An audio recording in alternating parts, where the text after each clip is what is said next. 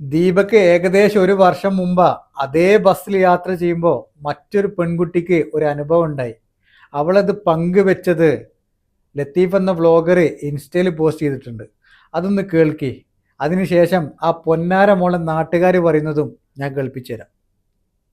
ഇരുന്ന് സീറ്റ് അതിന്റെ ഫ്രണ്ടിൽ ഇങ്ങനെ ബാക്കിൽ ഇങ്ങനെ മറ്റേ കമ്പിയില്ല അത് പിടിച്ചിട്ട് ഇങ്ങനെ ഭയങ്കര വേദനയായിട്ടിരിക്കും. പീരിയഡ്സ് ആയിട്ട് ഭയങ്കര വേദനയായിട്ട് അപ്പൊ പുള്ളി ചോദിച്ചു മോനെ എന്ത് പറ്റിയെന്ന് ചോദിച്ചപ്പോൾ എനിക്ക് അതാണ് നല്ല ഓർമ്മയുണ്ട് പുള്ളിയാണെന്നുള്ളത്.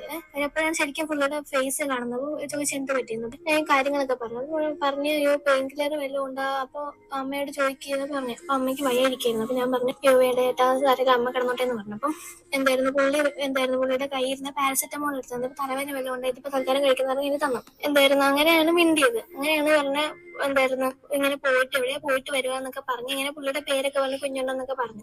അപ്പൊ എനിക്ക് ഇങ്ങനെ ഓർമ്മയുണ്ട്. അങ്ങനെ പറഞ്ഞിട്ട് കുറെ വർത്താനമൊക്കെ പറയുകയൊക്കെ ചെയ്തപ്പോ എനിക്ക് എക്സാമിന്റെ ഒക്കെ ടെൻഷൻ ആയിട്ടിരിക്കുന്നു. അപ്പൊ പറഞ്ഞു എന്തിനാ പേടിക്കുന്നത്, ഇനിയും നമുക്ക് എന്തോരം ഇങ്ങനെ കിടക്കുകയാണ്, ഇനിയും എന്തോരം കാണാൻ, ഞാനൊക്കെ ഇത്രയും പ്രായം എന്തോരം സ്ട്രഗിളോടെ വരുന്നത്, ഇപ്പോഴും സ്ട്രഗിൾ ആണ്, ഇനി അങ്ങോട്ട് എപ്പോഴും സ്ട്രഗിൾ ആയിരിക്കും, നമുക്ക് ഒന്നും പറഞ്ഞ് പേടിച്ചിരിക്കാൻ പറ്റുമോ എന്നൊക്കെ പറഞ്ഞു. അപ്പൊ ഞാൻ പറഞ്ഞു എനിക്കിങ്ങനെ ഭയങ്കര. നിങ്ങൾ കേട്ടില്ലേ, ഒരു ജ്യേഷ്ഠനെ പോലെ സംസാരിച്ച് ഒട്ടും അറിവില്ലാത്ത ഒരു പെൺകുട്ടിയാട്ടോ. ആള് മരണപ്പെട്ടത് അറിഞ്ഞപ്പോൾ, ആളെ മുഖം കണ്ടപ്പോൾ ആ പെൺകുട്ടിക്ക് ഓർമ്മ വന്നതാണ്. ഇതൊക്കെ ദൈവത്തിൻ്റെ ഓരോരോ കളികളാട്ടോ. ഇനി അവളെക്കുറിച്ച് അവളെ നാട്ടുകാർ പറയുന്നത് കേൾപ്പിച്ചു തരാം. അതിന് മുമ്പ് ഇവള് ദുബായിലോട്ട് പോയിട്ടുണ്ടെന്നാണ് അറിയാൻ പറ്റുന്നത്. മാക്സിമം ആളുകളിലേക്ക് ഇതുപോലുള്ള വീഡിയോകൾ, എൻ്റെതെന്ന് മാത്രമല്ല എല്ലാ വീഡിയോകളും എത്തിക്കുക. ഇതിൻ്റെ ഗൗരവം മനസ്സിലാക്കട്ടെ. ഒരുപാട് മലയാളികളുള്ള സ്ഥലമാണ് ദുബായ്.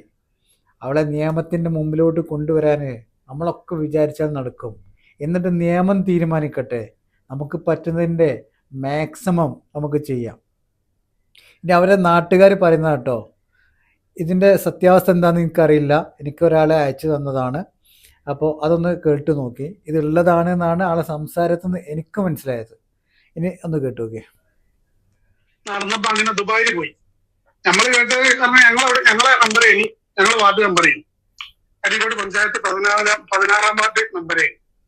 അങ്ങനെ ഇവള് ദുബായിക്ക് പോയപ്പോ അന്ന് ഞങ്ങൾ പറഞ്ഞാണ് ഇവളെ പാർട്ടിയിൽ നിന്ന് പുറത്താക്കണം, കാരണം ഇവളെ ഇത് പോക്ക് ശരിയല്ല എന്ന് പറഞ്ഞപ്പോ അന്ന് നമുക്ക് അരീക്കോട് പഞ്ചായത്തില് 8-9 ഇതിൽ നിൽക്കുകയാണ്. അപ്പൊ ഓള് പോയി കഴിഞ്ഞാൽ പിന്നെ എന്താവും, അവിടെ 8-8. അപ്പൊ പഞ്ചായത്ത് പ്രശ്നം അറിയാൻ സാധ്യതയുണ്ട്.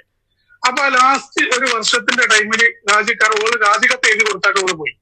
അങ്ങനെ പിന്നീട് ഇവള് ദുബായിൽ നിന്ന് ഇടുന്ന ഓരോരോ വീഡിയോകൾ കണ്ടിട്ട് ആ നാട്ടില് ആൾക്കാരൊക്കെ ഇങ്ങനെ, ഞാൻ ഒരു പ്രാവശ്യം നാട്ടിൽ പോയ ടൈമില് അവിടുത്തെ ഒരു ഏപ്പിക്കാര് വീഡിയോ കൊണ്ടായിട്ട് എനിക്ക് നദിയെ ഇത് കണ്ടു. ഞങ്ങളിത് കണ്ട് ഞങ്ങളിതിന്റെ മുമ്പ് തന്നെ പറഞ്ഞാല് ഇവരെ പറഞ്ഞു എനിക്കറിയാം, സുജിത്തിന്റെ വീഡിയോ അല്ലേ ഞാൻ കണ്ടതാണ്, ഞങ്ങൾക്കറിയ കാര്യം ഞങ്ങൾ പറഞ്ഞതാണ്, പക്ഷെ ഒന്നും ചെയ്യാൻ പറ്റാത്ത അവസ്ഥയിലാണ് ഇപ്പൊ എന്ന് പറഞ്ഞു. ഓള് രാജിക്കൂല.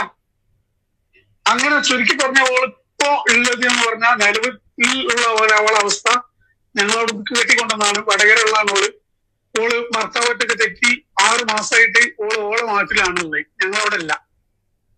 അങ്ങനെ കേട്ടില്ലേ, ഈ ദൈവം എന്ന് പറഞ്ഞ ആളുണ്ടല്ലോ, ആളൊരു സംഭവം കേട്ടോ. ആള് തന്നെ നമുക്ക് എല്ലാ തെളിവുകളും ഓരോന്നും മുമ്പോട്ട് കൊണ്ടുവന്ന് തരും.